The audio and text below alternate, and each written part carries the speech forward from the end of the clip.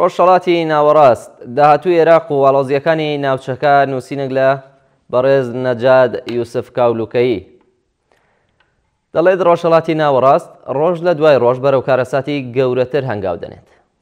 بە پشتیوانی ئەمریکا ئیسرائیل باڵادەست کراوە بە ئارازووی خۆی هەر وڵاتێک بیەوێت هێریش یەکاتە سەر، واتە حساب بۆ هیچ وڵاتێک ناکات تەنانەت کە گەورەترین هاوپەیمانی خۆشی بێت.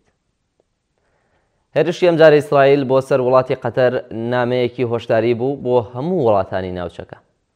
لە دوای ساڵی 2023 زاینی کە سەردەمی باس کۆتایی هات سەردەمێکی نوێ دەستی پێکرد.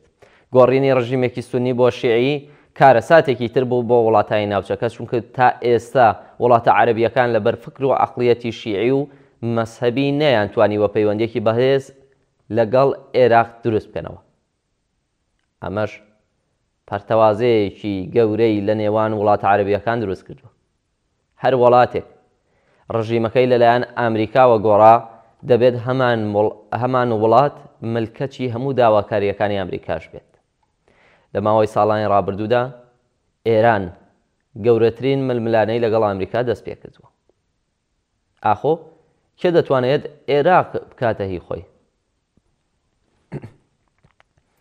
هەرچەندە تاکو بە ئێستاش جۆرە ململانەیەک بەردەوامە لە نێوانی ئێران و ئەمریکادا، بەڵام دەکرێت بگەینە ئەو باوەڕە کە سەردەمی ئێستا زۆر لە بەرژەوەندی ئەمریکادایە.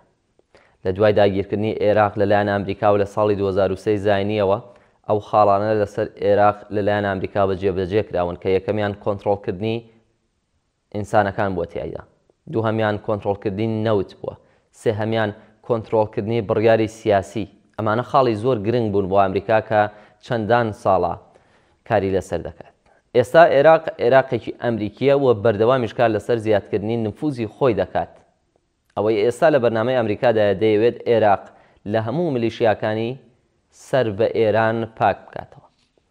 لە چەند ساڵی ڕابردوودا چەندین جار ئەمریکا و میلیشیا چەکدارانەی بردومان کرد، بەڵام دەرکەوت لە ڕێگەی بەکارهێنانی هێز ناتوانرێت کۆتایی بۆ چەکدارانە بهێنرێت، بەڵکو ئەمریکا زیاتر باوەڕی بەوە هەبوو ئەم جارە پلانی تردا بێت. لە ئێستادا حکوومەتی ئەمریکا کێشەی لەگەڵ هەشتی شەعبی نییە، بەڵکو کێشەی لەگەڵ کۆمەڵێک گروپی تونڕەوی سەر بە ئێرانە وەکو ئەسایبی ئەهلی حەق، کەتیبەی ئیمام عەلی، کەتیبەی سەرایە ئەسلام، کەتیبەی سەرایە ئەلسەلام و چوارەمیان حەزبۆڵڵای عێراقی، پێنجەم کەتیبەی سەیدولشوهەدا.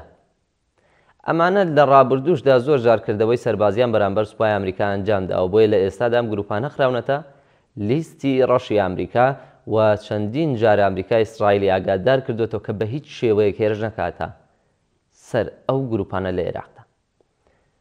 چیتر مەترسی لەسەر عێراق نییە. ئەمریکا هانی کۆمپانیاکانی خۆی داوە بێنە ئەو وڵاتە، بە تایبەتی هاتنی گەورەترین کۆمپانیای ئەمریکی هالیبۆرتۆن کە هاتوتە وڵاتی عێراق. چیتر ئەمریکان ناهێڵێت عێراق کەوێتە ژێر هیچ مەترسیەکی ترەوە. وەک دیارە ئەگەر لە داهاتووشدا هەر کێشەیەکی گەورە ڕوو لە ناوچەکە بکات، ئەمریکا ناهێڵێت هیچ کاریگەریەک لەسەر عێراق دروست بکات. بەپێی ئەو پلانەی ئەمریکا دایناوە عێراق دەبێتە گەورەترین ناوەندی حزوری ئەمریکا لە ناوچەکەدا.